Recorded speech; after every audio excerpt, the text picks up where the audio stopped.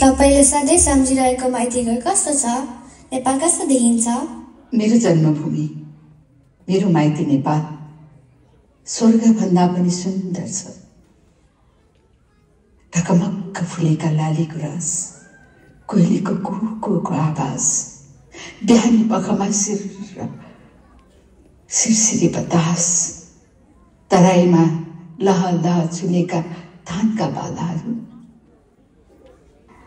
अहिले सम्झिँदा पनि आनन्द आउँछ। मलाई अझै सम्झना छ, डोको बोकेर हातमा हँसिया लिएर डाँडा पाखामा यो हो मेरो प्राणभन्दा प्यारो भनेर नाच्दै हिँडेको साथी सङ्गिनीहरूसँग बिताएको त्यो पल।